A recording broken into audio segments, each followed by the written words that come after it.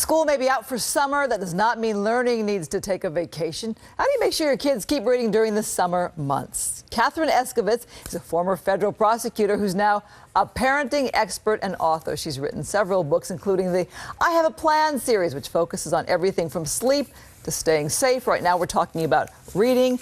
Katherine, welcome. Thanks for coming in. Thank you. It's great to be here again. All right, you have some interesting numbers about kids who do read in the summer and kids who don't. What happens? Well, actually, interestingly enough, some studies just came out. The Melbourne Institute of Applied Academic Economics just found that children who are read aloud to every day, including over the summer, are a year ahead of children who are not being read to. It makes that much of a difference. It makes that much of a difference. It's expanding vocabulary, increasing listening skills. It's very, very important. In the summertime, when you have relaxed schedules, it's the best time to start reading. Let's talk about some tips, because I'm sure it's hard to pry the kids away from the computer games and being out with friends. It's tough, but great tips, yes. All right, number one, make it fun and exciting. How do you do that?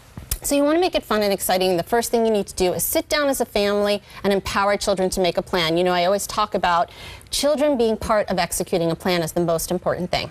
So when they are contributing, they're investing in the plan and it's more successful. I read you also say go see a movie that has a book tied to it and read the book and see the movie. Yeah, you want to make it fun and part of an adventure. And the way you do that is, for example, right now there's this great, the California Science Center has a Pompeii exhibit. So you can read The Magic Treehouse on the story about Pompeii. Read about Pompeii. Go see the exhibit. You can read Hugo Cabret and then you can go watch the movie. Okay, beat boredom with books. That's kind of one way to beat the boredom, right?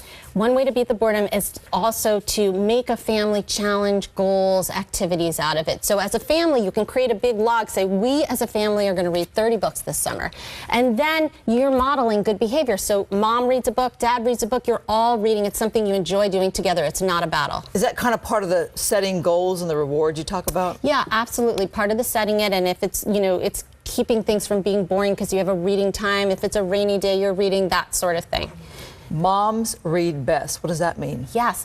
So there are these amazing websites. You know, we share as parents, we have book groups, but as children, we can share our skills and what we're reading and what we love. So Parents Read Best and Moms Read Best is this great new website where you can actually get recommendations from other kids what you're reading and you can share about it.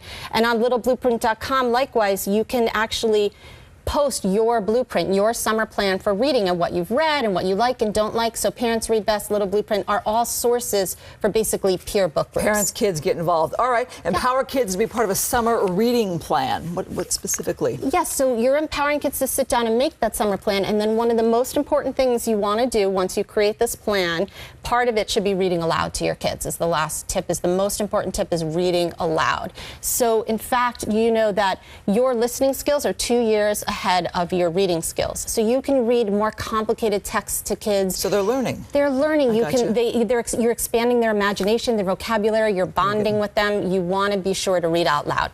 Katherine Eskovitz, thank you very much. And I know as kids, we always went to the library. So for those who don't have books at home, the library is a good place. And they have great summer challenges at the library with prizes. Thanks for coming in. All right, Jeff, back to you.